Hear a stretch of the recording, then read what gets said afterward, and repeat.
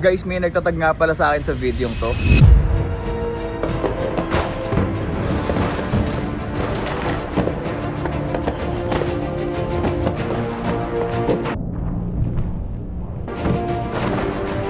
So nung napanood ko nga agad to ay pumunta agad ako sa comment section at ito yung mga nabasa ko. Over sa AI, halata na masyado AI. Halata yung heavily AI assistant. Pero sa lahat ng comment na yon, merong isang comment doon na pinakatumatak sa akin. So we don't need doubles now?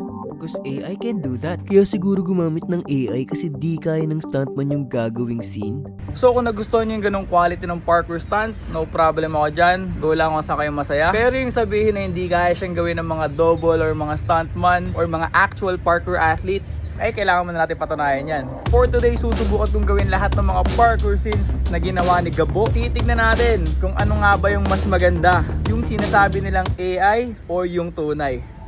So for the first scene, eto muna yung gagawin natin. So para magawa yan guys, ito yung gagamitin nating obstacle.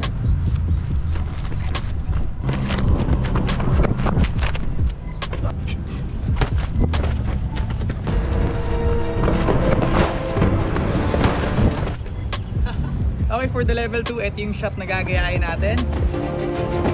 Alright, first shot in 3, 2, 1, action!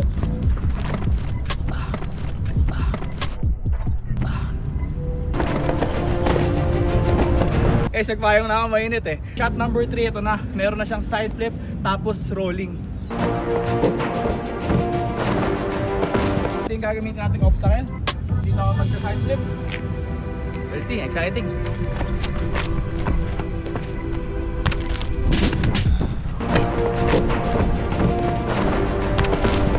Diba? Okay guys, ito na tayo ngayon sa level 4.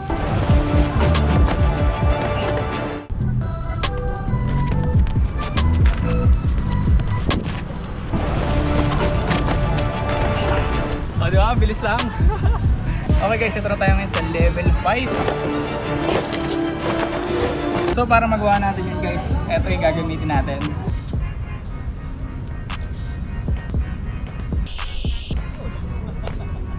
Mukha lang gano'n yun, pero delikado yun. Hindi tayo pwede mahulog dyan. Ako, hindi ko pa alam kung kaya kong gawin yung front handspring na yun na may half twist. So try ko muna sa floor para safe. May siya diba? May lang diba? Diba, gano'n lang yun.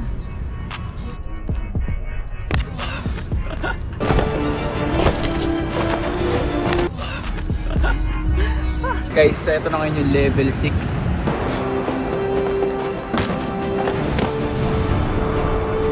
So sa scene na to, tingnan mo, tumakbo si Gabo sa gilid ng building. So hindi ka pwede mahulog doon. Same dito. Tingnan mo. Tingnan mo. Guys, yan. Hindi rin ako pwede mahulog dito. Pero gagawin natin yung scene. Next shot natin yung landing sabay flip.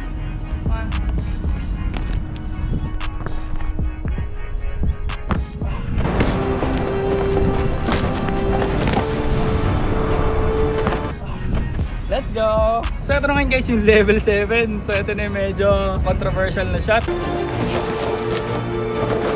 Honestly, it's humanly impossible na magawa yun. Ganun kasi sobrang taas nung kailangan mong talunin para magawa yun. Tapos kasulin mo ng isang kamay, tataas ulit. Mag-i-stop kasi yung momentum mo the moment na mapunta ka na rito sa edge. So gagawin ko na lang, may gagawin na lang akong technique para mas maganda pa rin. Pero may ikot pa rin sa dulo. So I admit, di ko kaya yung skill na yun. Pero kasi dahil walang parkouristang kayang gawin yun. Pero for me, gagawa ko ng alternative para doon.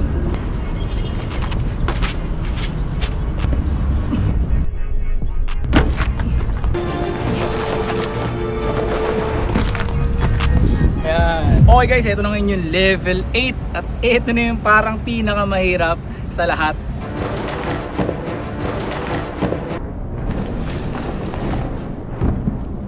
Walang ganyang skill sa parkour. Pero gagawa ko ng alternative natin dyan. Mahirap din yung gagawin nating alternative kasi kung makikita nyo, nakasabit siya sa pader, tapos nag-backflip siya pababa dun sa pader. So dito ako sasabit, and dito ko lang siya gagawin.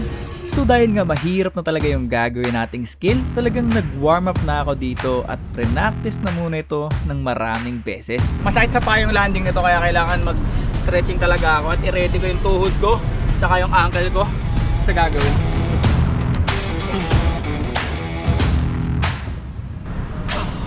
Sobrang tagal ko nang hindi nagagawa ng castaway backflip, especially sa mataas. Hindi ko alam kung kaya kong gawin.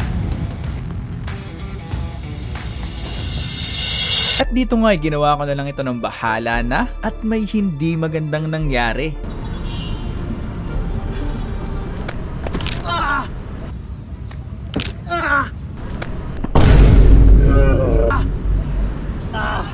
Okay ka lang, coach? Okay ka lang, coach?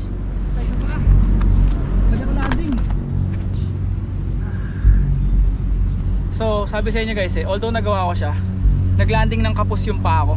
So, kumanto siya na ganun. Yung angle ko ngayon sobrang sakit. So, ganun siya kahirap na skill. Diba? Sabi sa inyo medyo human nga. Medyo nahirapan dun Pero I think kaya ko pa.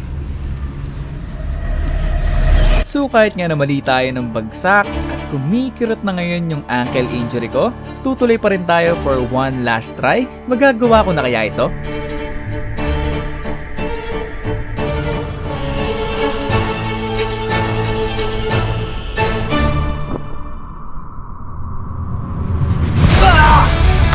Let's go!